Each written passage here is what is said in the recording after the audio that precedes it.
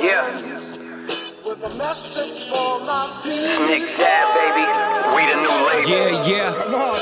Yeah. Come on, son. Now this the black sheep sticking it to him. I need a crib like I'm Gatsby. I need it. In hand, just understand my pockets that deep. With nothing to prove, I ain't got nothing to do. When they can't compete and I got nothing to lose. You see, they told me I'm the one that's gonna Yes. That's the longest time That I've had was, to, you like, know wait. why, bro? You were Because calm. now- I was ready to go. I know. You're always ready for a good fist. That's what I've noticed about you. I mean, I'm just ready to start the show off on a proper beat. For those of you who don't watch it, we do a fist bump at the beginning. And Well, now we yeah. finally, after all this time, I gave Isaiah and Brian in the control room, even though Brian's not in right now. Shout out to the A-team. Jory and Isaiah are in there. Yeah, I said what I said. Just don't think about it if it upsets you. 18. But I finally gave them the intro, so I haven't really timed the actual intro Got it. with the fist bump because usually I do that in post. So a little inside baseball for you guys. All things Veterans Minimum are at Veterans Minimum. Welcome back to the number one sports betting vibe on the internet. Nick Day is here. At Nick Day is 10 is where you can find me. My dog. SEC'd out, baby. I have to. My brother is staying for another year. Pin and Pull just had its highest viewed episode ever. 4.3K. Whoa. As of this morning. It came out on, I think it was Tuesday. And so, was that? No, it wasn't yesterday. It was Monday. Monday it came out. So thank you to everybody who watched that. So I'm just, as I said on the episode, I'm whole hog. And then I said pause after that. Nice. And so I'm, letting the Arkansas community in on your show, my friend. How's your life been?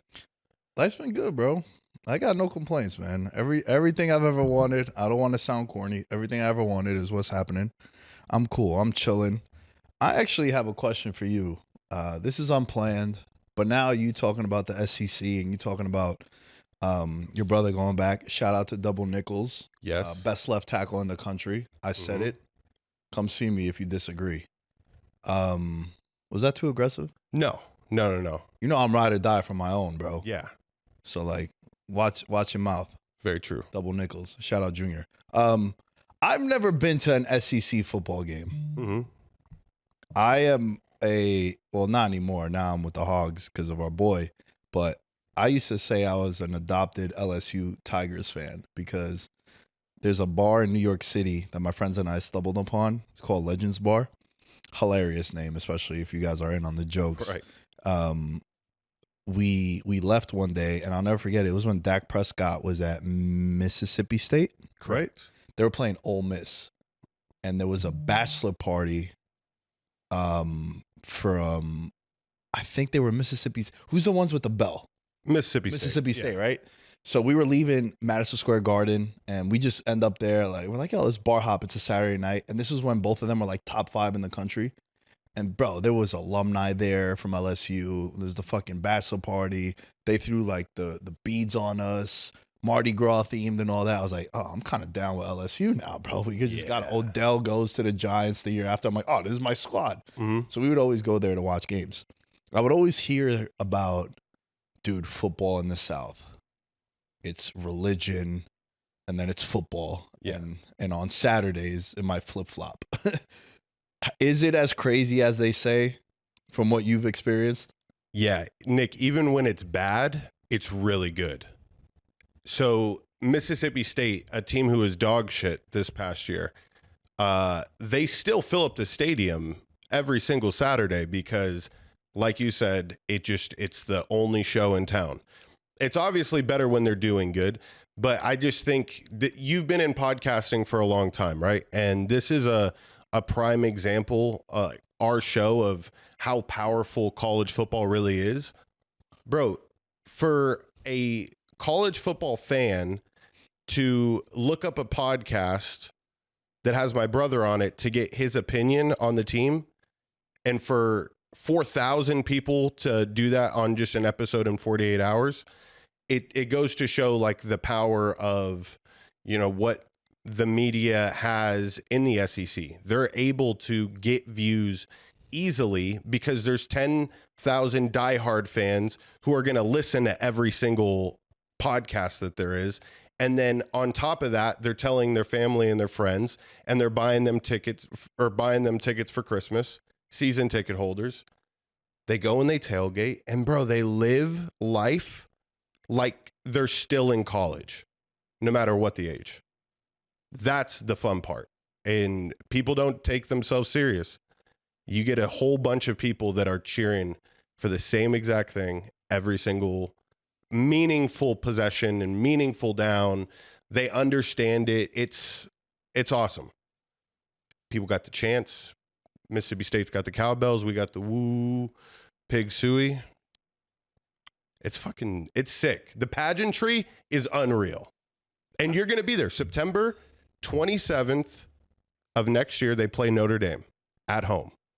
It will 100% be a night game. I'm definitely coming to a game for 100%. I felt so shitty that I couldn't make it out this year, and you invited me a bunch of times, you and your family, and I'm super grateful for that. I'm definitely coming next year. Like, you have my word. It's on record right now.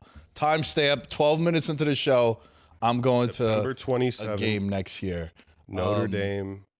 Bro, I want to just stay on this topic real quick, and we didn't really plan about it, but I'm just so happy about the pin and pull and how well that's doing, because I know that show means a lot to you. You and your brother get the bond, and I think it's really dope that you kind of get to control your own narrative when you do media, right? Like, I think that's the coolest thing. Some people hate it. I think it's awesome, because I've got to experience it firsthand when we have people on the show either here or being a part of Cam and Mace's show, and they have athletes or celebrities on the show, and then they're like, bro, that's not what happened. This is what happened. I've never got a chance to tell my story. So I like it. I'm a fan of it. Mm-hmm. What would you say is the biggest misconception of someone like me about SEC football? Because I didn't grow up with a big like St. John's University is the biggest school within 100 miles of where I grew up. Mm-hmm. Like, I wasn't around in the 80s. I didn't know about like the Red Storm and all that shit. So to me, I wasn't enthralled with college sports because of that reason. Yeah, I would say it's the talent level is unreal. That's what I really took as the biggest takeaway from this past season. I know I went on a 2-minute rant about how good SEC football is without even talking about the most obvious thing. Bro, these are all going to be the people that you see at the next level, right, in professional uniforms. The hits I saw this year, Nick, safeties, catching somebody coming across the middle of the field, cracking people, bro. And I've watched Mountain West football, no exaggeration, for 22 years when my parents had season tickets my entire life. So I can visibly see the difference. It is without a doubt the reason why, if you take Boise State in the college football playoff, respectfully, like, you have to rethink that decision. I don't think there's going to be any magic. I think it'll be on full display why those teams, are different. And that's the biggest misconception, because SEC is like, if there was a semi-pro or a G League for the NFL, that's it. It's just really that conference in the Big Ten. Yeah. Fuck, man. Yeah. You know what's funny, bro? Like, everyone always talks about the speed, and as you move up in level, like, that's the biggest takeaway. Like, the game moves faster, right? I got a really funny story. On Sundays, I used to play in these like rough touch football leagues. Prizes were like a lot of money, right? Yeah. So we played the championship this one time, and mind you, it's all my childhood friends. I think of our like 12-man roster, 2 of us played high school football. The rest of us just played schoolyard bullshit and whatnot. And we were all white kids, and our friend Solomon and Jerome, right? So we were like a hockey team. They're like, oh, this is a hockey team, right? Like, there's no brothers on the team. What are all these fucking white kids gonna do, right? So, bro, we're playing this one game, and he ended up becoming a good friend of mine. Shouts to Travis. But my friend Ferg was like one of our best players, right? So we run this one play, and it's always open. Like, this one, it's a zone breaker. So we go to run the play, and he's so wide open, bro, coming over the middle. I'm like, oh my God, this is gonna be a layup. So I throw the pass, and the moment it leaves my hand, this kid, Trav, we called him Bucket Hat because he would play football with a bucket hat, breaks up the pass, right? Ferg brings the ball back into the huddle, throws it to me, he goes, yo, we're fucked. Because he was so open running this route. Yeah. And then it turns out that He played practice squad on the Colts. The other 3 kids played at Penn State. The other kid was a quarterback at Syracuse. I'm like, bro, I peaked in high school. I was fucking second team all-city quarterback, and I was first team all-city kicker. Yeah. There's fucking levels to it, right? And I know it's Sunday football and Bro, but I'm being silly, but even that was like, we got smoked, by the way. That was one of the games where I walked Those off guys on the are field. smart as fuck too, by the way. They said, Yeah. guys, let's go collect. Yeah. Real easy. Yeah. And their quarterback was like eye doctor. This like Indian dude. Shouts to Ari, one of my guys. But like, you look at the rest of the team, you're like, it's the fucking Monstars, bro. We had no chance. We got smoked. We lost 42-0. That was the game where I walked off the field. Remember I told you a couple weeks last week about quitting on your team? Yeah. My friend Josh was like, yo, you ever do that again? He's like, I'm gonna fuck you up. He's like, That's like, now that you explain it more, this story has like layers to it. So I context. appreciate that little extra context. So their quarterback was like the equivalent to just a really trash QB with just studs around him. Yo, perfect easy. example. Trent Dilfer. He had a squad around him. Very it's true. like, hey, Trent, just don't fuck this up. Very we true. give up 6 points a game. I was trying to think of an Get example. us into field goal range and we'll be fine. That's hilarious. Big ups to everyone that has been watching the show, however you're consuming the content. George said something before that he got over 4.3K Yes. right on your video. I've never really been a numbers guy. Yeah. I've always had this stance. I'm like, listen, man, I've been able to build this content career with 500 to 1,000 people consuming my content when I was living in New York, and it got me everything that I got to now, and I'm so grateful that the show is doing way better than it did then.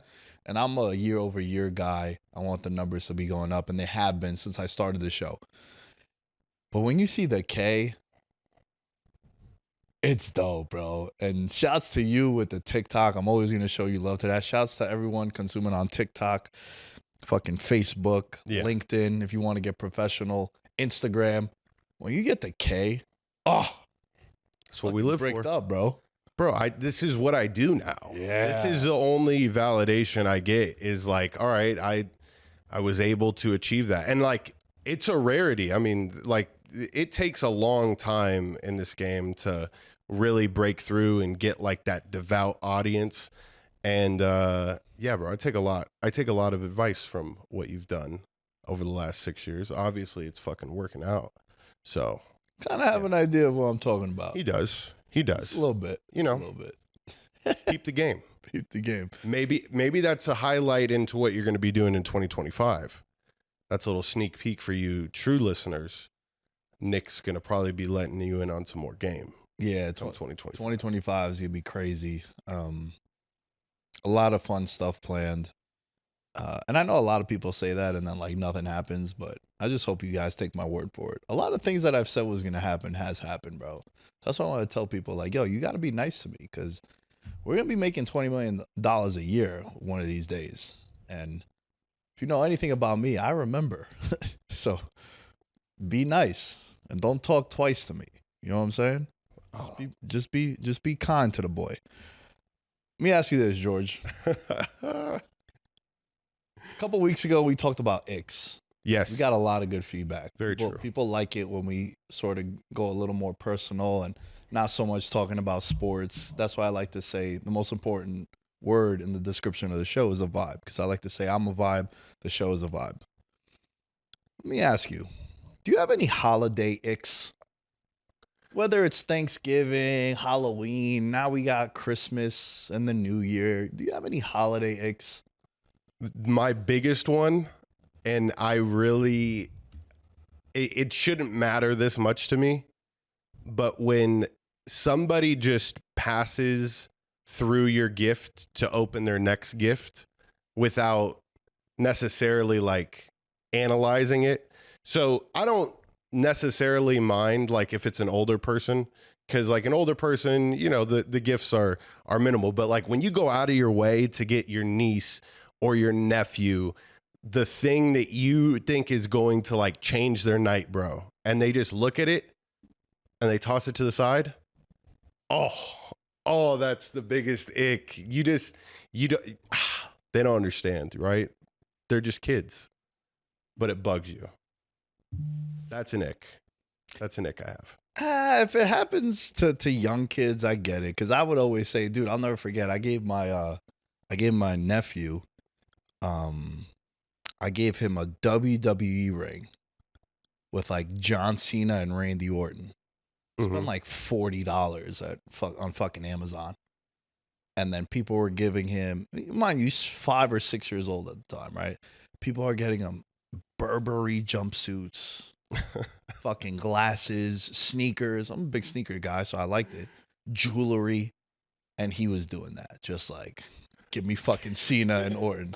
So I get it, bro. For a young kid, dude, like I remember me, I would get... You don't understand. You want to be the person though that like the kid resonates with that toy because it's like that's the prized possession. Oh, okay, Like- yeah, like yeah, if yeah. you So get my the- vision's a little skewed because like it was my gift that he favored. Yeah, you've never had to experience that, so of course that wouldn't be one of your icks. So to all those people, congrats. Look, if Good for you you. do, if you do a Secret Santa with like your friends, like Yeah. my friends and I used to do Secret Santa. Mhm. We kind of did a thing where it was like the budget was $50 to $150. So like I couldn't get you socks, and then you got me FIFA 25, right? Right. Like we had to always do it like that. And like yeah, if I got your gift, and I was just like, oh cool, what else you give me? Like that, I would understand, you know? Yeah, So I get it. I think it comes with age though. for I think sure. it's definitely an age thing. That's a childish thing, but like it's an ick of mine. You know what upsets me? Matching outfits. Ooh, that's a good Now, one. It could be because That's a good one. I've been single and a free agent playing the field for about 10 plus years. So it could be. Maybe I'm a little salty. I don't got someone to have matching corny ass outfits with. Yeah, It could be. But also when I see it sometimes I'm like, it's kind of cringe. Now if you have kids, cool. I think that's dope. Like a nice family photo. But if it's you and like fucking your lady, I'm like, I'm good on that, bro. I don't need to see it. we're not gonna like have a full-on photo shoot, but like I'll put on pajamas. I feel pajamas are just acceptable. Everybody show up in their pajamas if we're gonna, be doing the matching outfits. But I agree with you. That's such a good one. That wasn't on my list, but that's amazing. So I wanna tell you one that I think you might get angry at me for. Uh-oh. Because it's like the intention is good. I don't like it. Okay. If I don't talk to you on a consistent basis, I don't need you to wish me a Merry Christmas. I'm a huge fan of that. I'm okay. Now, and what I mean by consistent basis is I don't need you to hit me up every day, every week. But like, I never want to talk to someone and be like, hey, long time no talk. I never want to start a conversation like that because like there's a reason why I haven't talked to you. I kind of don't want to. Especially for wishing a Merry Christmas or a Happy Thanksgiving. Now, I do have one friend I grew up with. He hits me up on every holiday. Shouts to my guy, Dylan. Love him for that, right? That's like his thing. He hits up everyone. Like, that's cool. He's an exception. There's an exception to every rule. But like, bro, if I haven't, it's like now, you know what's happened to me a lot lately, bro? And it's going to start happening to you if it hasn't already, especially with the people I'm around. And just like, the things we're doing here at the studio, things happening for Veterans Minimum, being with Mason Cam, what it is, and that whole venture. I get a lot of, hey, long time no talk. And all the conversations always start the same way. Mm-hmm. Dude, I love what you're doing. Thanks, man. I appreciate it. I always knew you would do something in sports. I always did too. I'm so happy that I get to do this. Hey, can you ask Mace for an interview? Hey, can you tell Cam to send me if I could send them his, and I'm like, do you think you giving me 2 compliments, I'm now just gonna bend the knee and sabotage a relationship that took me a decade to get to and build? Yeah. I hate that shit, bro. It drives me. That's a Unique spot. Yeah. Yeah. Because I haven't had that happen to me yet. But Oh, it's gonna happen, bro. Wait until Junior gets drafted. Yeah. Wait, Junior gets drafted, plays on a Yes, team. It's happened a couple. Not. Yeah. Shit is corny, bro. I probably to will tie- feel some type of way Yeah. when it happens. And to tie it But, all yeah. back to like the holiday ick, like This is just me personally. Don't wish me a Merry Christmas out of the blue. Bro, And then out of the blue. If I look at the text and like the last time you hit me up was in March. This is just Nick Day is talking. I don't know if George co-signs this, but I'm not a fan of it. yeah, I don't like texting people on Christmas. Can a man stay off his phone for a day? Like bro, there's certain things like holidays for me are like my absolute favorite thing in the world because realistically, social media is dead unless you post a fucking Christmas tree behind you. Yeah. And it's like, we're not going to do a Christmas photo shoot, Nick. At least you haven't planned one. No. Maybe next year. I don't know. Next year, yeah. So we have something to fucking post on Christmas that's fitting. Maybe we can do something tomorrow with some Santa hats. But anyways, it's like you stay off the phone. Don't be texting me. That's an ick. Just let me enjoy my holidays. I don't mind the text. Like there's certain people that like I don't care. But like if I don't get you back right away and I get you possibly the next day. Kind of tells you where you are on the totem pole of priorities. Maybe. Look out for that, people. Yeah. Shit, the people closest to me are going to know now. Bro, I'm constantly looking to get rid of people. Like I'm constantly looking to like not have to talk to people. The Fab Five from T-Mobile was iconic because you just had to be in that top 5. You feel respectable. Now it's the pinned messages. Yeah, the pinned you a pinned message? Yeah. I'll get back to every single pinned message for sure. Yeah. That's a given. You're a pinned message on my phone. I'm definitely not on yours. I can tell by your reaction. No, you are. Let's go. I'm not gonna. No, I swear to God, dude. Look. Dude, look at this, man. It's great. Nah, but bro, I couldn't agree with you more, man. Like there's just certain things, man. They just, I don't know. I don't like it. Wrapping paper and tissue everywhere. The sound to me, I'm just not the biggest fan. And then like the whole garbage bag and having to collect it all. Yeah. That's more of just like an ADHD thing, I feel. I got a good one for you, and we'll wrap on this one, and then we'll get into sports because we do have a full thing on our plate here. If I wish you Merry Christmas and you don't celebrate Christmas, I'm cool with you not correcting me. It's the act. It's the gesture of like, hey man, Merry Christmas. Dude, I don't celebrate. All right, sorry. Happy holidays. That bothers me, bro. It's like, it's just like the embrace. It's the gesture. Like, bro, when I used to fucking work in the city with my dad, I'd have some customers. Mm-hmm. I'm like, yo, Merry Christmas. I don't celebrate Christmas. I'm like, sorry, happy holidays. I'm like, bro, just take the compliment, bro. I have a friend of mine, childhood friend, Dominic, his brother. I know him 20 years. He calls me Mike. I've never tried to correct him. Hey, Dom, how's your buddy Mike doing in Vegas? Dom's like, yo, he's good, bro. I've told him like 7 times, yo, my name's not Mike. At this point, I'm just like, hey, bro, good to see you, bro. I'm not going to go out my way. I got so much other shit going on, dude. I'm not trying to do that. It's so disrespectful. And as a teacher, it sucks. Every time I would try to decorate as a teacher, you got to walk on eggshells. And then the principal comes up. It's actually happy holidays. Did you know that, Mr. Carmona? You know better than that, Mr. Carmona. You get talked to like you're a fucking animal. When realistically, deep down, bro, he's saying it with tears in his eyes. Like, I can't believe I have to be telling you this right now. Because I want to say Merry Christmas. But you can't. Those are the rules. Those are the rules. Fuck. But when we're not in school, you got to take the compliment. Dude, it's crazy, bro. I remember one time my high school football coach, I cut school because this is when I first had like my first real girlfriend when I was a junior in high school. And I cut school, and at the time, you weren't allowed to practice unless you went to school that day. So I cut school because like me and my ex-girlfriend went like to my crib. We were just like hooking up and shit. And then I went to football practice. And then he didn't know that I cut school. The next day he finds out, he pulls me out of class. He's like, yo, you didn't go to school yesterday, but you showed up to practice? I was like, yeah, coach, like, I'm the quarterback. We're 5-0, like we're chilling. Bro, he slapped me. 2007, slapped me. Bang! Didn't cry, didn't go tell my mom. Actually, I told my mom, you know what she said? She's like, I'm happy he did. Wow. I've never put a hand on you. My parents didn't hit me growing up. Yeah. I got hit when I was 23 years old. So he's like the coach is doing their dirty work. That's the service. Yeah. That's my era. Do I sound like an old head now? Like back in my day. What's that song? Oh yeah. I just am thinking about that song about do the dirty work. Oh no more. Yeah. All right. Yeah, it's fucked. So I don't know, man. Just take the compliment. Dude. Yeah. Just take the compliment. It's the thought that counts. It's the gesture and the embrace of like, yo, enjoy Christmas, enjoy holidays.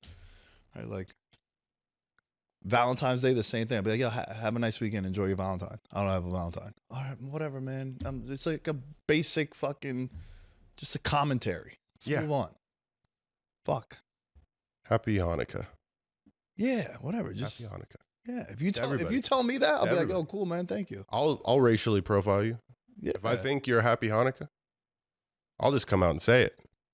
I'm shooting my shots. If you do it with me, I'll be like, cool, man. Thank you. 2024, I'm shooting my shots. I'll just be like, yo, thank you. I appreciate it. I'm not going to sit there and correct you. I'm trying to hit these parlays and fucking get these bets in. I'm not, we got mad shit going on. I'm not going to correct. Jontay Porter. Yes. George, we spoke about this a couple of months ago. Mm-hmm. And shit hit the fan for him. Likely to get a prison term.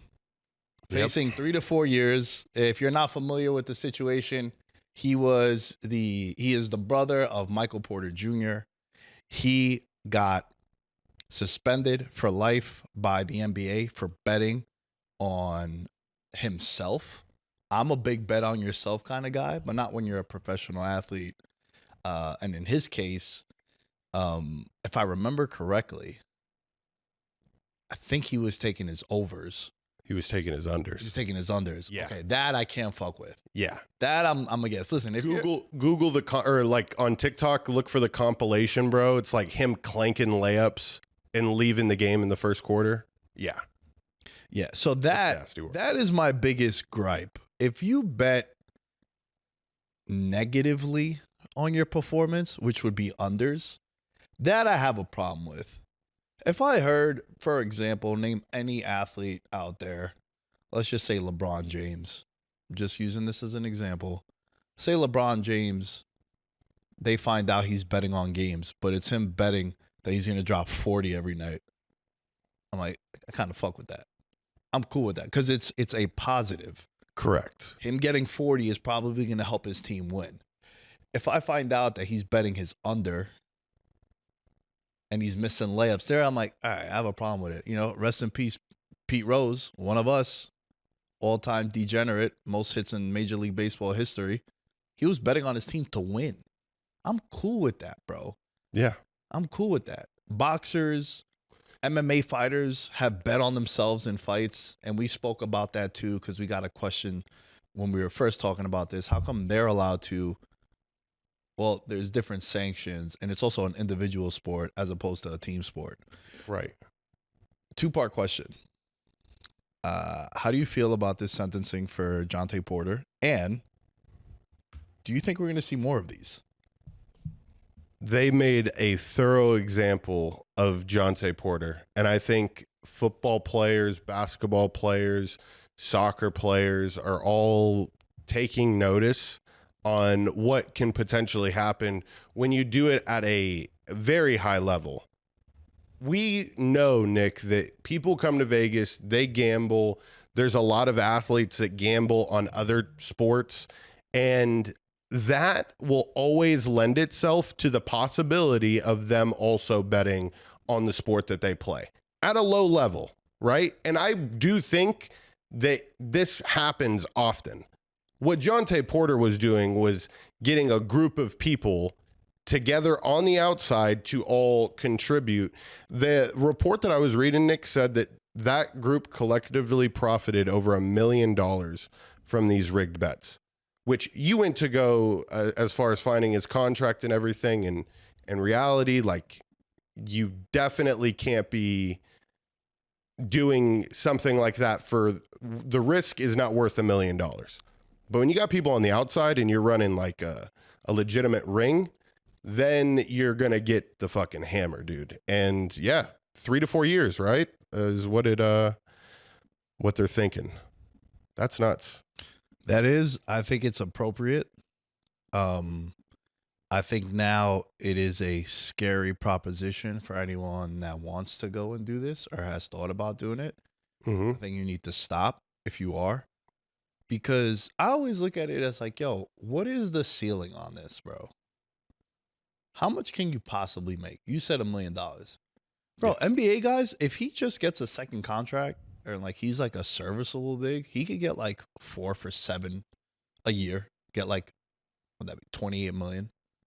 Like, I don't understand. It's the same thing. We were talking about this a couple of weeks ago where the athletes that go into the podcast space, or if they go and they go and they do other ventures, they start putting out mixtapes and they want to be rappers and shit. You're like, bro, you're making $30 million a year on the field. Is it worth it to do a podcast to get $200K from a fucking SeatGeek or some shit?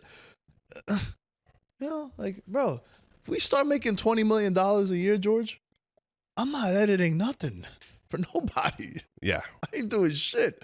I'll be chilling, bro. Because then could you imagine if I'm like, yo, George, the show makes $20 million a year, but I'm going to go and produce this fucking alien show and I'm going to make $100K. But it's also going to take away. Now I can't host the 5 days a week that our sponsor wants me to do. I can only do 3. What are you going to tell me as my friend?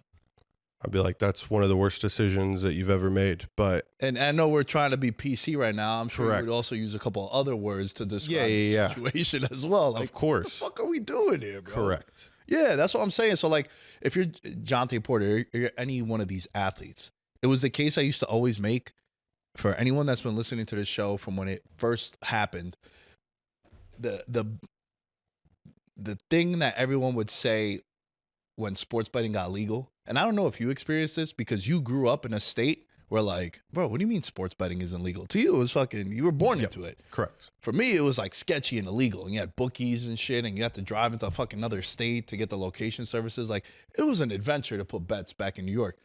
But when it got legalized, everyone was saying the same thing. Oh, the integrity of the game, the integrity of the game. They're going to start throwing games. I'm like, I would worry about it in the college level, because if you look at any case of betting scandals ever, it's always been at the collegiate level. These fucking kids go to sleep eating noodles and shit, ramen noodles, and they have no money to survive. So if I'm a fucking bookie and I'm like, yo, George, make sure you cover this 17.5 this week. Here's 10K. Mind you, this is 2018, 2017. I'm telling everyone this. Yeah. Before NIL. To you, it's like, holy shit, bro. All I got to do is just make sure I miss a couple free throws. Any betting scandal ever, that's what's happened. So how much can you possibly give an NBA guy? And this is a game. But this is where I also think that there is other books, like these newer books that come up, bro, and like they're just not hip to it, and they are able to, you know, maybe in order to get the odds that we're thinking about, it's at way less of a price. And they're really like scamming these people, you know, finding these shady books, getting flips. I mean, if you're going to go as deep as saying that I'm going to perform badly, like I can't wait for the documentary to come out. I guarantee you, Nick, what we think is probably halfway true. It has the possibility of being 1,000 times worse. And we're going to see all these other people that were in the same conspiracy or collective. Like, they're going to start talking. Yeah, they already talked. Yeah, they've already talked, and it's only going to get worse, because even though people see what happened to Jontay Porter, they're going to think they could get away with it, right? Like, anytime you hear like someone went on vacation to this third world country and they got stabbed and robbed, and there's a crazy influx of people that go down there, and then they could be like, well, I went and I survived. Yeah. Bro, I did it when I went to Colombia. Everyone's like, dude, Colombia is so dangerous. And I'm like, I'm chilling. Never felt safer. I'm also not an idiot. Street IQ, street smarts, like just understanding certain things. Like, hey, man, the 4 girls that come up to you and tell you they want to come back to the hotel with you, probably don't do it.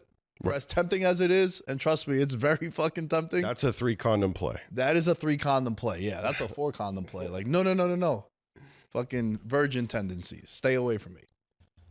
And this is what I think happens with a lot of these guys, man. They're going to think that they could get away with it. Yeah. And I don't think it's not worth it. It's not worth it. It's 3 to 4 years. 3 to 4 years. Money. Yeah. And also, like, he can never play in the NBA again. Can he go overseas? Probably. He probably could go overseas and, make some money, make a name for himself. Sure, you could definitely do that. But it's a lot of money that you're sacrificing. And some of these guys, which kind of segues into the next thing I want to talk to you about with the NBA Cup, some of these guys make a lot of money, right? But then there are people on the team that don't make that kind of money. And that's why I think what you saw Giannis and the Bucks do, and like Damian Lillard, they were all emotional when they won it. Bro, it's not only for them. Like, you got to understand that Devondre Campbell, that's why we said it was such a cardinal sin to quit on your teammates. Like, bro, there's a camaraderie that you have with your teammates, and it's a brotherhood, especially in football. Because in order for me to be successful as a quarterback, George is my left tackle. You got to put your body on the line to protect me for us to be successful. So there's a certain bond that you have when you go to, I don't want to use the term war, but you go to battle with people in an athletic venture.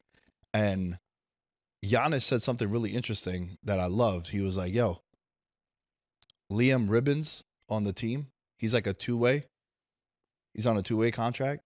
That $500K is life-changing for him. AJ Green on the Bucks. Yep. The random white dude that just hits mad threes for them. Every good NBA team needs a random white guy just to buck threes from the corner. It's like in the basketball Bible. Correct. Especially in college, you got to have one. For sure. Right? So you have that with the Bucks, but that guy AJ Green is making like $2.2 million this year. He just made $500K. That's 25% of his salary, bro. Mm-hmm. Well, that's why Giannis is diving for loose balls, jumping into the crowd and shit, because he's not playing for him. He's playing for his teammates. And Giannis is a smart enough NBA player to also realize that if he does this for them now, he's also able to show them this next time around. Hopefully Giannis takes the boys out on the town if they win another title. Remember the reports that he didn't take anybody out this last time, that they won the title in 21. Mm-hmm. And yeah, so he's trying to make up for it now. He's like, fuck, I didn't take the guys out to Vegas, have a crazy night, NBA trophy, we go to Spearmint Rhino, yada, yada, yada. So now Giannis wants to relive it. He's getting Liam Ribbons. As soon as I read the name, I was like, Nick, I have seen no basketball this year. Liam Ribbons probably makes $12. Is that the equipment manager?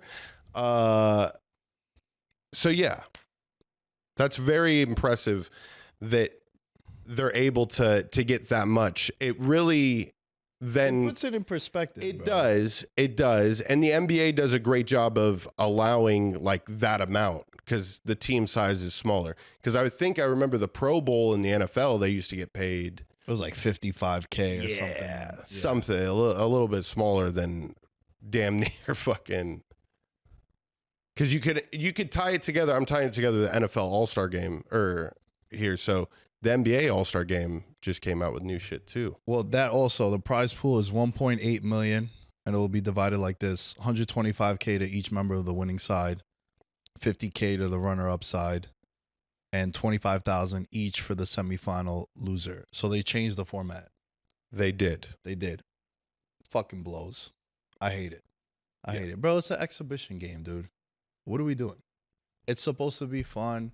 It's supposed to be crazy dunks. No one's supposed to play defense. Like, that shit bothers me, bro. Also, as a bettor, it was the word lock in sports betting doesn't exist. There's no lock. You have strong conviction on one side or the other. If people trust George's take on something, they'll lean to that, George's conviction play, or they'll lean to mine, and if it's on the opposite. That's what lock means. There's no locks. But I've been betting the NBA All-Star over since I was in fucking junior high school, bro.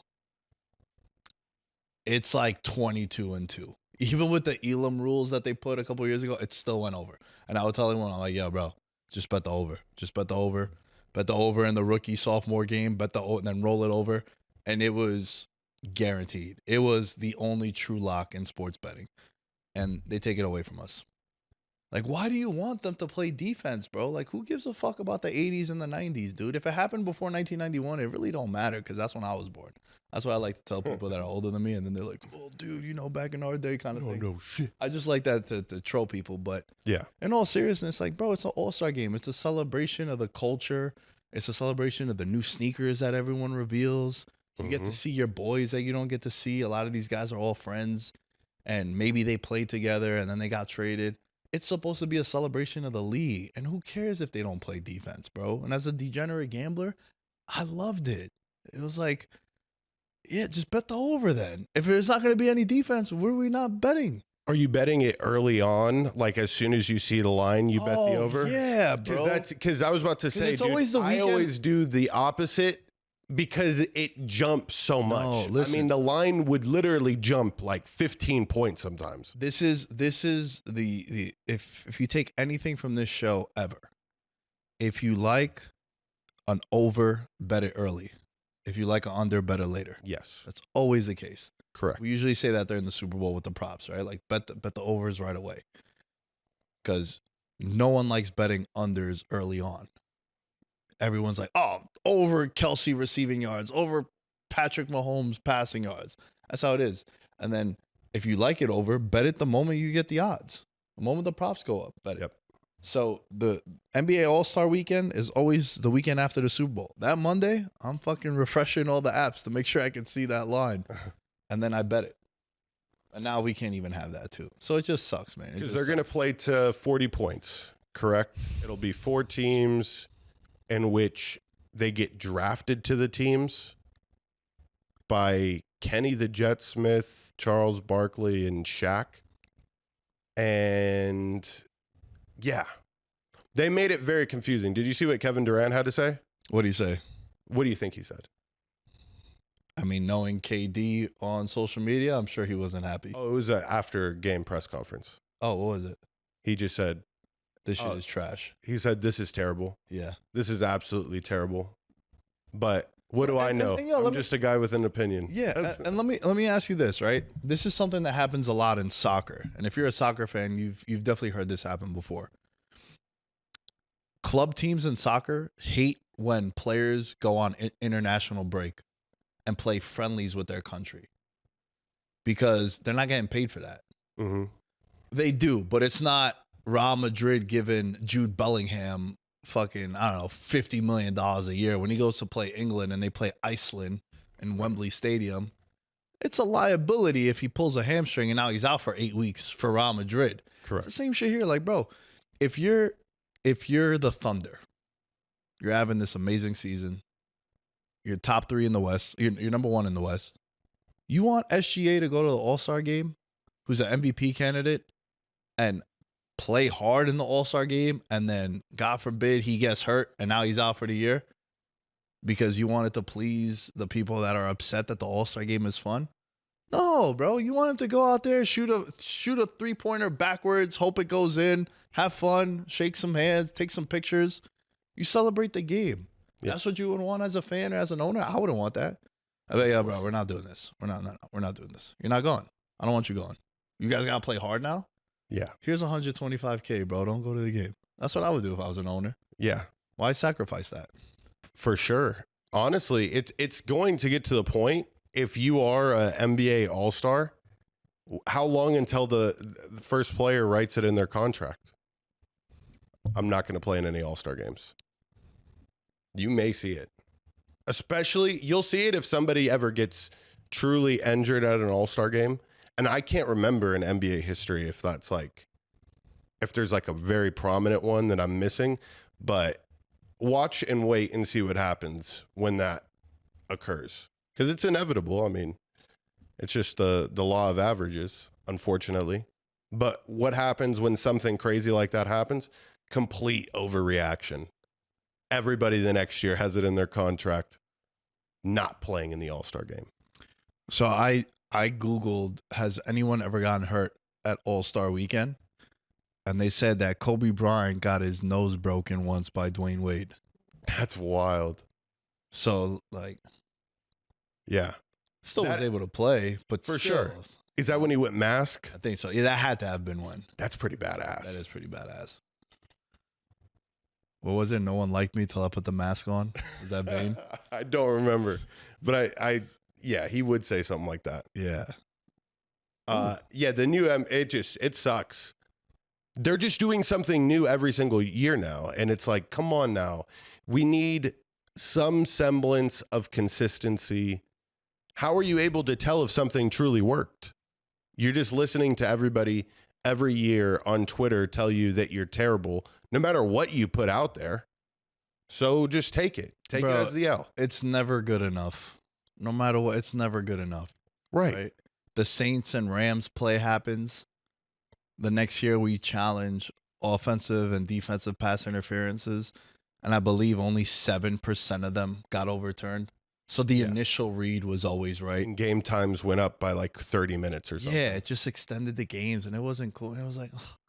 Now I challenge it. I don't get it, and then the next time it is a pass interference, and I can't because I used my challenge. So it's just dumb. There's a massive overreaction, and then especially when it happens in a playoff game, right? They changed the playoff overtime rule, which I like. Correct. I still don't like that. Actually, no, they did change it. Or even if you do score a touchdown first, you do get to respond, and then it's on that. So I do like that. But I'm saying, like, when it happens in a big stage, that's when everything always gets overturned. Mm-hmm. So there you have it. Let us know your thoughts. Do you even care about NBA All-Star Weekend? Because based on the ratings, people don't really care about the NBA anyway. People, maybe they just need to lean into it. Like, how bad can we make it? Because that's how we poll really good on NBA All-Star Night, is just being terrible. And you know what else too? Like with the ratings, it's always funny. Like these conversations, it's the ratings. They have more stars in the league than ever before. I think there's every single team, with the exception of like the Wizards, I think, have a guy you would pay money to go see. Some of them have two, and then they're about to sign an $80 billion deal as a league. I know these companies aren't dumb. For them to give $80 million, it must be a good investment. Like how bad is it? How bad is the ratings? And I get it, the load management, the international stars that they're saying. Cool, it could be that too. Is it too many games? It's never gonna get lesser. True. No league is ever gonna be like, hey, you know what? We're making $100 billion a year. Hypothetical. Let's not make 100. Let's deduct 12 games so that fucking Kyle and Boise, shout out Boise, is going to be happy because now players are not going to miss games. It's like, bro, what are you doing? It's always going to get more. Like, pretty soon, the NFL is going to add another game, and then there'll be 2 bye weeks. It's already being discussed. So it's only going to be that. In soccer, they're adding new cups. FIFA International Cup, FIFA World Club Cup, the fucking Europa Nations and all that shit. Like, that's what happens. No one's ever going to be like, hey, baseball, 162 games? No, let's go to 130 and cost us $25 million a year. No one's ever going to do that. So just learn to deal with it, bro. Learn to deal with it. If you don't like it, change the channel or just don't tune in. Or just what people are doing. Bro, I'm not the biggest baseball fan. I don't watch baseball. I don't complain about it. Why don't you watch baseball? It's too slow for me. That's it. I'm not going to go on my way to watch it. There's other shit on. Yeah. But this year with Soto, I mean, who knows? Oh, I'm back, baby. Who knows? We're bro? back. Who knows? LGM. Back. LGM in the chat. LGFM. We are back. Get the futures in. All right, let's do some Patreon and then we'll get into our NFL picks. Yup. Patreon, 85 paid members. Bless all your souls and your pockets so that the money can continue to be coming into the Patreon. Patreon.com/veterans minimum.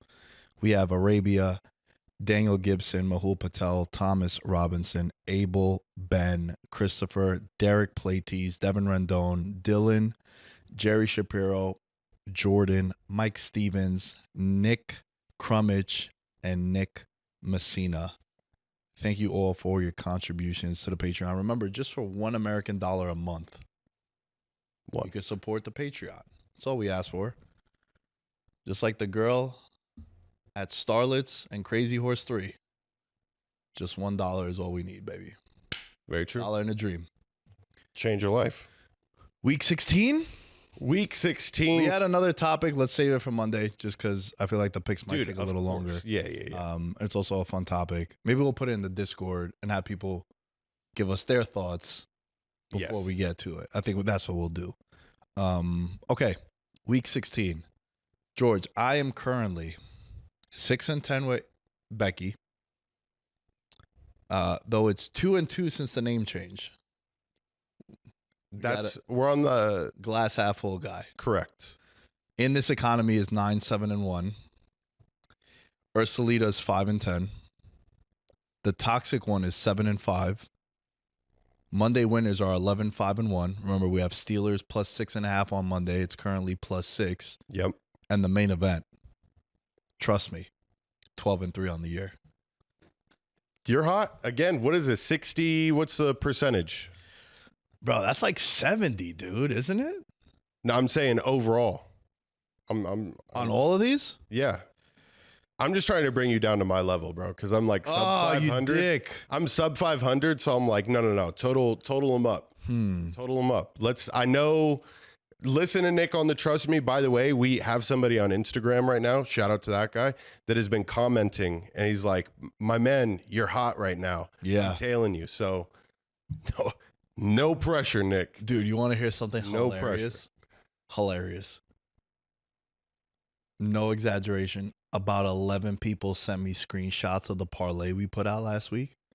And they're like, bro, great call. Because they bet Chase Brown, not Jamar Chase. Oh, fuck off, bro. Are you shitting me? I swear to God, bro. I'll show you. I'm so glad you didn't send that to me because that would have killed me. I would have been on watch. It was hilarious. Watch. Because I didn't even bother correcting them. Because a lot of them didn't follow any of the pages. They just saw, because that reel went crazy on TikTok and on Instagram too. Yep. Shout out to social media manager George once again. So people were like, bro, dude, this one kid was like, yo, I clowned the pick. These never hit, but yours hit, bro. You got a new fan. And I was like, bro, yo, crazy, man. I know it hit for us also. No, I'm not going to correct. I'm not going to ruin your day. Remember I was telling you before about the holiday Icks? Yeah. If you tell me Happy Kwanzaa or Hanukkah, I'm not going to be like, dude, I don't celebrate. I'm going to be like, thank you, bro. Because you were excited to tell me that. I'm not going to ruin it for you. Correct. You were excited to tell me that the anytime parlay hit, even though you can't fucking read or listen. Bro. You put the wrong chase in the parlay. Hey, we'll take that. It's still paid out 19-1. So shout out to all the new members. It may have hit for more, bro. I don't know. I think Jamar Chase's touchdown odds were better than it might have been. So we go with 21-1 odds on that one. Got way more than us. That is so. Oh, that's messed up. Yeah, bro, that was hilarious. Oh, wow, that was hilarious. And then one of my friends was like, "Bro, why are so many people congratulating you on the pick?" And I was like, "I'm not gonna change it for them. Let them have this. Of course. Let us have this, bro. Right. Let us have this." Do you have your updated records? I do have my updated records. So my toxic pick is 6-8. Ursulita for me is 4-7. Trust Me and Becky are. Oh, never mind. Just Trust Me is above 500. I'm 7-6 with my Trust Me picks. In this economy, 6-7. Becky 7-8. So I'm 30-36 overall. I am on the mission. 5-0 week this week. I had a pretty solid week last week. Alvin Kamara, one-handed catch to score a touchdown, and then he comes out with an injury, bro. It was that good of a catch that he extended out too far. He would have scored that touchdown at the end. We would have handed him the ball off. There's 2 touchdowns. It would have hit 6-1, but he left the game. So, fuck. Yeah. But we're back. He hit the parlay for the people that can't read. He did, because, I mean, that was the number one comment. Kamara sells. Yeah. Kamara's a terrible pick, and I'm just, this emoji? Yeah. Oh, dude, it's the best, man. I love having fun with people that like try to shit on the picks like so much. Like this one guy was like, bro, AJ Brown is not going to score a touchdown. You're a fucking loser. You don't know football. He's complaining about the ball. I'm like, bro, you're right. He's not going to score 1 touchdown. He's going to score 2. I remember seeing that. That was he's going to score 2. That was a good comment. Yeah. All right. I'm going to start off with, let me give you guys the main event first. Right? Sometimes on the UFC pay-per-view, the first fight is fight of the night. So my first pick, I'm going to go to Trust Me. And this might be the ugliest trust me of the year. Oh, boy. But if I'm betting numbers and not teams, I need to bet this. The Atlanta Falcons are 10.5-point favorites, starting a rookie quarterback and Michael Penix, which they should have done 6 weeks ago if they listened to the show when I said Kirk Cousins has been no ski mask robbing people, especially this year. Mm-hmm. However, 10.5-point favorite as a rookie in your first start in the NFL, you're going up against the Giants, and I know they're down bad. I know the Giants are down bad. I have to take the Giants here, bro. This is borderline Ursulita. Mm-hmm. Do you want me to not sacrifice trust me and go Ursulita? Nick, here's a question I just have for you. I think you should really foster the trust me. The trust me should be the lock of the week. Let's keep that number going high. But You know what? I'm not going to take it away from you. You already said it. I need your record to come down to mine a little bit. So if you want to keep it there, that's good. Because I also think it's absolutely insane that a rookie quarterback is getting this type of play. I believe there was a stat that says like this hasn't happened too often or like ever. I got it right here for you because I wrote this down. Yeah. In the last 40 years, no rookie QB in week 10 or later has made his first career start as a touchdown or more favorite. Like ever. So I wasn't going to continue that because that's where it ended. That sentence is over. Lamar Jackson in 2018 is the highest ever at 6.5-point favorites. So this is a historic moment. And the last time that he played in the national title game, last meaningful, like big, this is your moment. People don't give a shit about the preseason. When he was at Washington, his last game was not that good. So that's like the last real feel of meaningful football, because the Falcons are, it's wild to be in playoff contention with that type of turmoil. They would be the least exciting team to watch in playoff history if they make it, if I'm being quite honest. Yeah. Well, unless Penix comes in and just fucking lights shit up. I was a huge fan of the pickup. I was praying to God it didn't happen this year. This is the type of shit, bro, where he may, show us what's truly capable in that Falcons offense with a person that can move. I mean, Kirk Cousins coming off that injury can't and shouldn't be able to do a lot of the things that Michael Penix is going to do regularly. The Giants, though, are just so bad. It's my toxic one. So that's your toxic one? Is this game. All right, you know what? 100%. You kind of, and I'm not going to blame you for this because the pick that I really want to make for Trust Me was not this. It was my Monday winner. I'll get to that. I'm going to make this Ursulita. Okay. Giants plus 10.5 is Ursulita. I have to bet this. It's way too many points for something that has never happened in NFL history. And that's what I'm going to take. So Ursulita is the Giants 10.5. The main event, I know we kind of went off on a tangent. It's the Steelers plus 6 is my Trust Me. Deja vu from just a couple weeks ago. In this matchup, I have to take the dog every single time. And I'm going to take the dog every single time. An underdog of 4 or more points versus the Ravens in franchise history. The Steelers are 8-0. And under Tomlin, they're 6-0. So this is what happened under Tomlin. Mm-hmm. If you just blindly took the dog in this matchup in the last 20 years, 74% against the spread. And when the line is 3 or more points, the underdog is 23-4-3 against the spread in the last 20 years. It's automatic, right? Check this out. Since 2020. 2-7-7-3-2-3-1-5-4. Do you know what that stands for?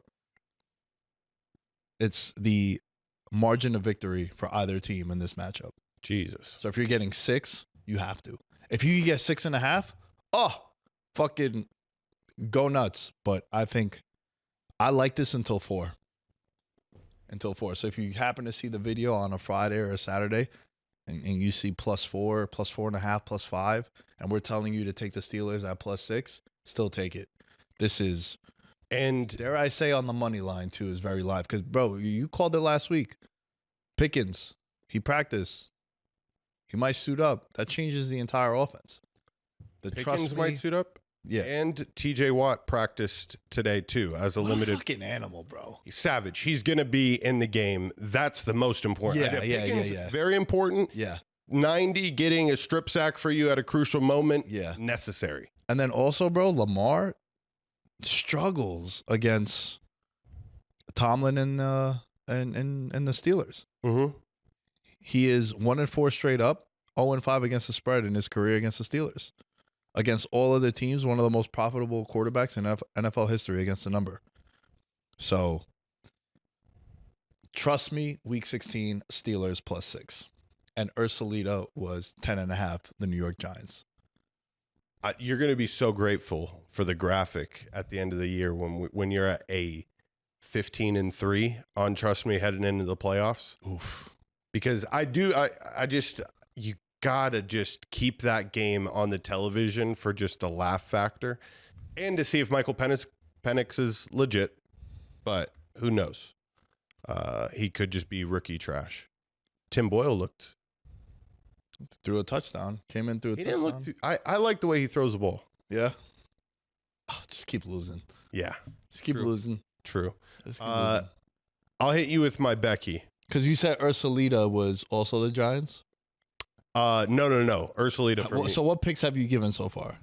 Just my toxic one. Which was the Giants. Correct. Okay, cool. So that's what it was. All right. Yep. So go ahead. My Becky pick, my favorite pick of the week. Rams -3 at the Jets. It's just so appealing. You got Aaron Rodgers coming off of a victory against a garbage team, feeling himself. He has never lost, Aaron Rodgers, to the Rams. So that is also going on my side because 2 shows ago, I went on the rant saying how enjoyable it is to see this ship go down in a blaze of fire. And this is going to be one of those games where I think Sean McVay, with extended rest, embarrasses A-Rod and kind of puts the streak to rest. Sean McVay in December, Nick, is 14-2. So he's a man that when football starts dialing up and turning up, he will give you the cover. 14-2 is a great number. Doesn't matter that this is a cross-country trip. Trust me. It should have been Trust Me, but I liked it so much, I had to make it Becky. Yeah, also you got to remember that they played on Thursday, so the cross-country isn't, it's not like they played Monday and they got to come. True. Yeah. So they have extra time. No, just supporting your case more. Mhm. Can I say something about Aaron Rodgers, bro? Mm-hmm. I don't want to be a prisoner of the moment because the best game he played was against the Jaguars. But to your point, it's the Jaguars, right? But you know when they do the blind resume or like they have the silhouette of the player and they're like, player A, his stats, and then player B, and then like player A would be like Daniel Jones, and then player B will be Pat Mahomes, and you're like, oh the fuck, he has better numbers than him. Like this actually was a thing back in like week 5. Like his numbers were better than Mahomes. Yep. Aaron Rodgers in his last 5 games, passer rating of 95.3, 1,100 passing yards, 8 touchdowns, 1 interception. He hasn't been playing bad. And bro, they're 2-7 in 1-score games. That's the thing, man. The Bengals also. Bengals, I think, have 1 win by 1 score. And everything else is a loss. It's very important. Remember this for next year. Bengals and the Jets. If they keep this core together, which I don't think either team is going to do it. So it's very important, man. It's the biggest the biggest handicap in the NFL on a year-to-year basis. Record in 1-score games. Mm-hmm. It's not going to get duplicated.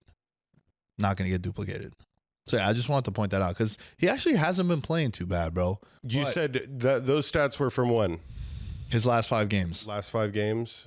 We're in week 16. Okay, so Matt Stafford's last 5 games, 10 touchdowns, no interceptions, and then they're 4-0 straight up and against the spread. Oh no, trust me, I've 4-1. been keeping tabs because He's been going off. I got them to make the playoffs. Right now, they're winning. They're leading the division. Remember I spoke about that like week 5 with Dave Ross, and then you were on the Bucks also. Failed to parlay it. It's 25-1. It's tragic. Definitely regret it. But bro, you know what's crazy? Remember this was a topic early on in the year. Who would benefit more with a second ring? This is the matchup. This is the matchup. Yeah. Completely different circumstances. But fuck, man, I like this Rams team, bro. Especially when these guys are healthy. Yeah. And I love the number 2. 3 points. It's appealing. If they were at home, I mean, yeah, I'm not sure I would be a fan of that then. I'd probably be a fan of Rodgers coming down to SoFi and at least covering, but give me that for my Becky. Should I go with another one just so we could even it out 2 and 2? Sure. I know I gave you shit for the Giants one, but this, trust me, it's insane. Saints plus 14.5 is what I've seen it at. I've also seen plus 13. Monday Night Football in Lambeau. It is a very ugly pick. You are taking it with the points all day, even though if the Saints were able to win outright, they would join like elite company. There's only been 4 teams ever in the history of the NFL that have won a Monday Night Football game being that big of an underdog. Last week, people did not give the Saints any chance in the world, and they played half of that game with a really, really bad quarterback in Jake Haener, in which we didn't discuss that at all, but the photos that came out of him before the game were obnoxious. No quarterback should be looking like that before a game. I want to look a little tougher. He's not playing. Spencer Rattler's playing, and Spencer Rattler played really good at the end of the Commanders game. Here's the stat that jumped out to me. Since 2012, favorites this big on Monday Night Football are just 1-7-1 against the spread. So, yeah. We're going to add it to the list. Ballsy. It is. The Saints are going to cover. Telling you. Trust me. I love this. Yeah, it's a ballsy pick. It's a ballsy pick for sure. 80% of the tickets are coming in on the Packers. No one is touching this game. It's still early because this is the Monday night game. Mm-hmm. But yeah, dude, I love this Packers team, man. I'm telling you, George. I'm telling you. I'm hoping. So this is my biggest worry. That the Rams and Packers play each other first round in the playoffs. So I'm going to lose one of the two. That's my biggest concern. I was hoping that one doesn't play the other. But the way it looks is Green Bay is going to be the 6 and they're going to be the 3 seed. Mm-hmm. So they're going to play in the first round, and it really kills me. But, man, both of those two teams, watch out. Watch out. And you know what's going to be crazy, bro? And it leads me into this one, the toxic one for me. It must suck if you're the Lions. If you're the Lions, you're having the best season you've ever had, and you haven't clinched shit. Like, you've clinched the playoff berth, Right. but how the fuck are you 12-2 and you haven't clinched the 1 seed yet? It's the toughest division that we've seen in quite a while, dude. And not even the 1 seed. You haven't even clinched your division yet. And Minnesota's a 3-point favorite on the road against Seattle. I would be very careful. So that's my toxic one, right? I also think the Lions -7 in Chicago, also kind of toxic. This feels really sketchy, both of them. But imagine the Lions end up having to go on the road in the playoffs. Because if Minnesota wins out, they win the division, bro. And we shot that video. We made it the thumbnail last week or the week before about how no one's talking about them because it's Sam Darnold. And a lot of times what happens is the stigma about you in your first impression. It's a lasting impression. But you got to add context and perspective to everything because he's never had a roster like this, and that's why he's flourishing. That's why I think O'Connell should easily, I don't even think it's a debate, should be the coach of the year. And I know he's one of the 5 favorites, so I'm not really telling you to go and bet him. But Yeah. I think it's a no-brainer. He should have probably won it the year Daboll won it. But now it's like, bro, this guy has won 11 or more games 2 of the 3 years that he's been there. And you see what he did now, like it's aged terribly with how Kirk Cousins is playing. But bro, he's a hell of a fucking coach, man. So for me, I know I kind of was rambling. My toxic one are both the Lions and the Vikings. They're road favorites, sketchy betting splits, public on obviously the favorites. Money is coming in on the underdogs at home. I would just be very careful with those two. Thoughts? I like the Lions in one facet this week in this economy pick. But this is only like it's I know you're telling us to stay away. I know this sounds even crazier than the Saints one. But I'm looking to catch up here at the end of the year. You know, you can catch some viral fame. I'm below 500. This is my version of tanking in a sense. Is like, because if I'm going to go out, I'm going to go out in a blaze of glory. Craig Reynolds, the backup running back for the Lions. I love this. Is anytime touchdown 14-1. There's another running back who's a rookie who's gotten less carries this year, who's at 22-1 to score a touchdown. I know where Dan Campbell's head is. He is a 2-headed monster type of guy. And going into the most important time of the year, he doesn't want to just rely on Jahmyr Gibbs. So obviously Jahmyr Gibbs' odds are not that appealing. If you're going to get any value from this game, Craig Reynolds, 14-1. He's next in line. At least that's what it says on the depth chart. I did some looking into it. They said it's going to be one or the other. They're probably both going to get like 6 carries, but I'm hoping and praying for like the long rush scenario, you know, like 6 carries on the drive. Jahmyr Gibbs gets it down to the 4, and you bring in this kid so he gets a taste of what it's like to be in the end zone. Craig Reynolds. If you don't know, now you know. I mean, bro, I was coming into this episode saying in this economy was going to be Gibbs anytime. It's minus 300. I can't do it. If anything, I would bet him to score twice. Yep. Right? Did you happen to see what happened to David Montgomery? I didn't. I've heard that it could be something with his knee. So he's out for the year. Yeah. But did you catch his season-long rushing prop? What happened? No. So his line was set on 775.5 yards. Do you know what he ended with? 774. 775, bro. So imagine you had the over. You're feeling like, oh shit, easy cash. Oh my God. Easy cash. And a half, right? And a So half, it's yeah, 775 and a half. Yeah. Oh.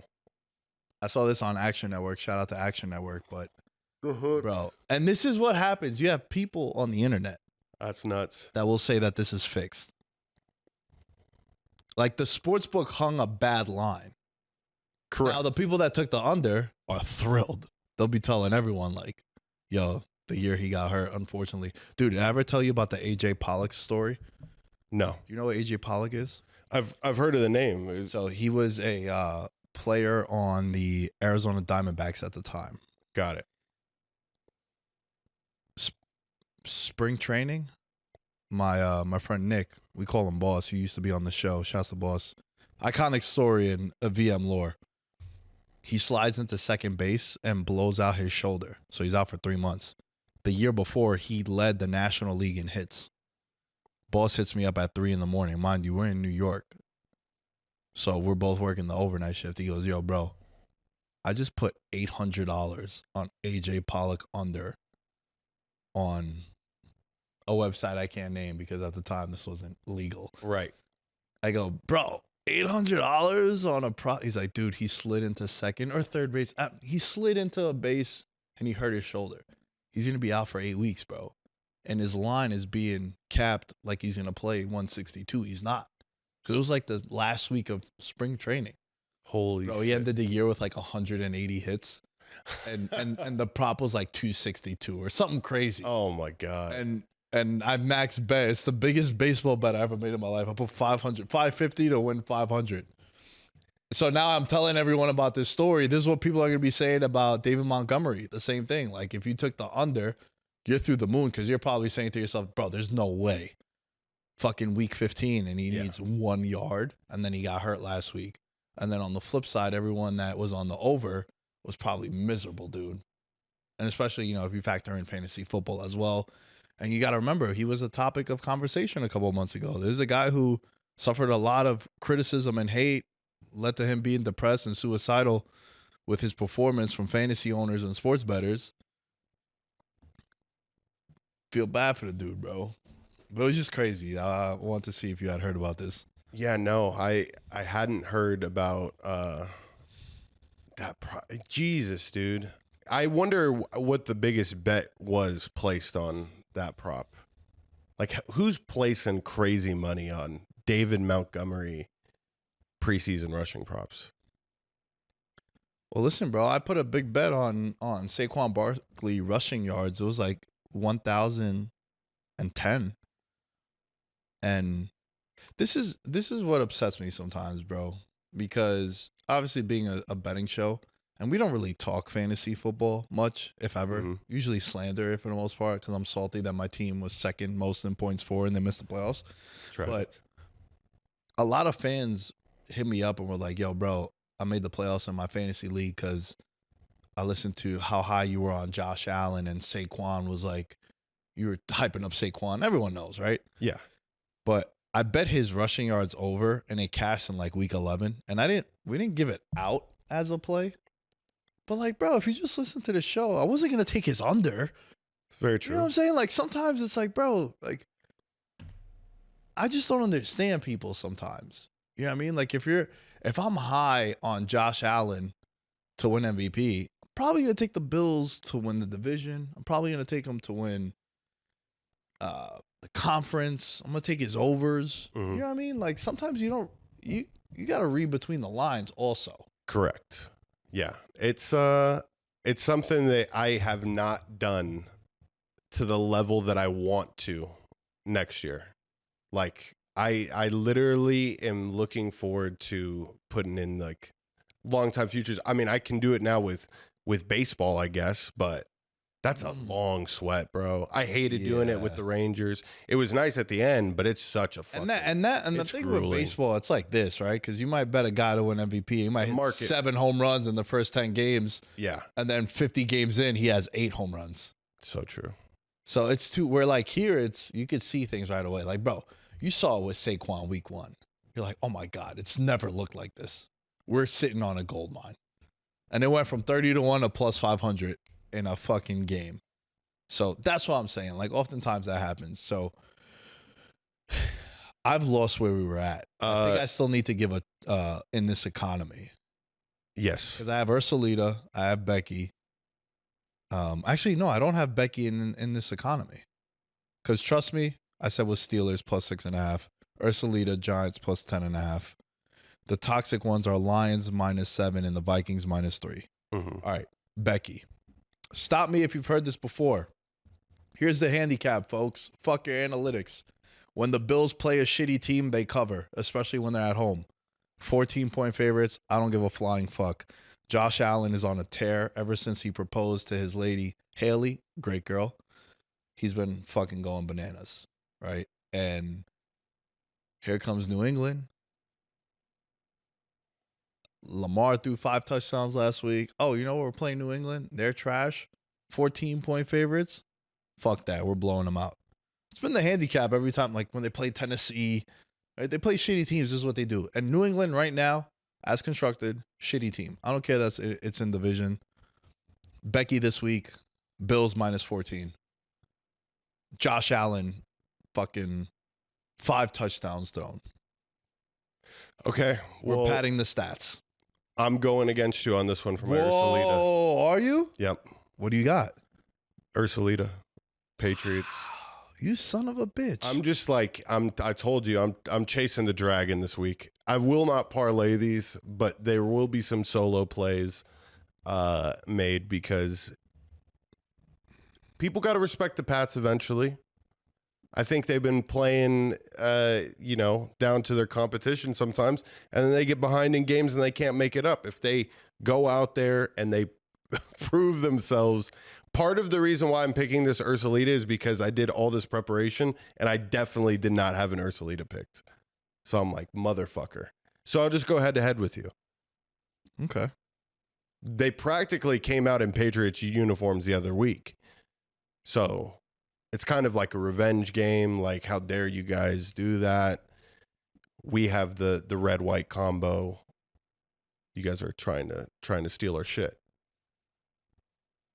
So, yeah. That'll be mine. A little head to head there. You want to do let's do a little wager. Okay. Let's do coffee and lunch before the Monday show. It's like a $25 proposition. That sounds good to me. All right, head to head. 14 and a half? Can I get 16? No, you can't get 16. You're so confident though, bro. Like, I don't know. How much you... Look at this guy. 16 and just a coffee. All right, cool. I'm in. There we go. All right. Oh, it's so bad. This guy hustled me out of 2 points, bro. What is this? How's he do that to me? That's just be your own people, bro. That's what I goes. always say. All right, last one for me in this economy. I don't think I've done this all year. I'm going to give a total. I'm going to go back to the Steelers and Ravens game. Okay. And I'm going to take the under 46. Anytime these two teams play, it is a slugfest. It is a bar fight. Like good old Jim Ross used to say on Monday Night Raw, it's a slobber knocker. These two teams in the last 10 matchups, 8-2 to the under. And this is one of the highest totals in this matchup and the last iteration of this matchup. So this is a pretty high number for this matchup here. When the total in this series is 45 points or higher, it's 7-2. And the under in the Ravens and Steelers game has gone under 8 straight times. That's going to be a very fun game to watch. It's a bar fight, bro. Every time these two teams play, it's amazing. And if you have been watching the Hard Knocks, you would love this week even more. Have you? I haven't, no. Nick, that's whole. Well, dude, we're about to come on a little programming note, right? George and I are recording the year in review episode, the Legend Awards, this week, and then we'll put it out after Christmas, and then we will have our regular Monday show recapping what happened in Week 16, and then to be determined if we're gonna film during New Year's break, because I might. Pretty impulsive sometimes. I might book a vacation. Yeah, so might be doing that. My parents are coming to visit, and I'm like, I have someone to watch the dog. Oh my God, there's no way. It hasn't been official, but wow. Yeah, I gotta try to, the gifts I got them are fire, so I'm hoping like the gifts and the puppy be like, I'm gonna be out for a couple days. Only 3 days. Damn. And anyone that knows bro, me you're knows a wild dog. That's a wild dog move right there. Yeah. I have no idea. And they don't listen to the show, so I feel safe here. Oh, that's good. I was praying that they don't. Just because, dude. I get pretty bad on this show, so that would be under 46 Steelers Ravens. I like that you went with a total. There was one other total that I looked at that if I was to make a true Ursulita, the Giants and Falcons was at 41. That's pretty outrageous to me for Tim Boyle and Michael Penix. Sure, the defenses are bad, but I think there'll be crucial moments that they can't get the ball across the end zone. It could be a field goal fest. It should be a field goal fest. So that would be my Ursulita. I hate rooting for unders, but there we go. aside from our coffee bet. There we go. Something with a little more sustenance. Let's run through our picks one last time because then we kind of went all over the place. Yes. With this one. All right. So week 16, Ursulita, Giants plus 10.5. Becky is the Bills minus 14 for betting. George gets the Pats plus 16 for a coffee. In this economy, the under in the Steelers and Ravens game at 46. Trust me, 12-3 on the year. We're going with the Steelers at plus 6. Love it all the way to plus 4. The toxic ones for me are the Lions minus 7 and the Minnesota Vikings minus 3. Lions are in Chicago. Minnesota is in Seattle. George, what do you have? My Becky is Rams minus 3 at the Jets. Trust me is Saints 14.5 point underdogs against the Packers. In this economy, Craig Reynolds, running back, Detroit Lions, RB2, should be RB1 after this game. He may score multiple, but for him to score one, 14-1. And then my toxic one is Falcons minus 7.5 versus the Giants. Ursulita, that same game, under 41. It's going to be an ugly one, but that will get some TV time for me. All right. I want to end the show with an anytime touchdown parlay. It's only fitting. It's only fitting. Unfortunately for us, George, the guys in this parlay, there's no duplicate names on anyone else on their team. So if they don't score, there won't be no accident. But yo, I'm going with a little bit of hashtag narratives. Everyone's down on DK Metcalf, bro. DK Metcalf kind of dumped on Debo on the Monday show. Let's go with Debo. Let's go with Mike Evans. Got some incentives he got to hit. I was about to say, I was looking at that one. And then also, I think he's going to end on an absolute fucking tear to end the year. My boy Justin Jefferson. Mike Evans, the wide receiver, anytime TD parlay for week 16. Mike Evans, DK Metcalf, Debo Samuel, and Justin Jefferson. Ready for this? Yeah. 35-1. Can you, for the sake of giving these people a crazy value prop, toss in Craig Reynolds? It's going to be insane. Craig Reynolds. Have good luck finding him, bro. I got to scroll. Yeah. Oh, dude, if you throw him into this parlay too, it's 150-1. We told you here first. That's crazy. It is. You know, it's gonna be hilarious if he's the only one that scores out of all. That would be because it's so one that it's like the week that you did the Taysom Hill, he was the only one that scored in that parlay. That episode's in the archives. Nick. It is. All right. It never got filmed. Crazy. Fucking A-team. Did Taysom Hill really score 3 touchdowns? Oh my god, bro! I was so angry, so angry. Nah, but shouts to the guys, man. We're just trolling. A-team Still. We love you guys. Still. All right.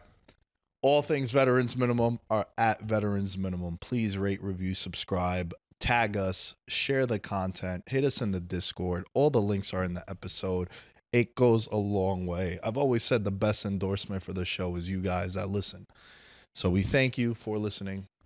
All your feedback, whether positive or negative, we appreciate it. Like I said, at Veterans Minimum, at Nick Day is 10 as you can find me. George, where can they find you? At Mr. George Carmona. Love you guys. Happy holiday. Happy Hanukkah.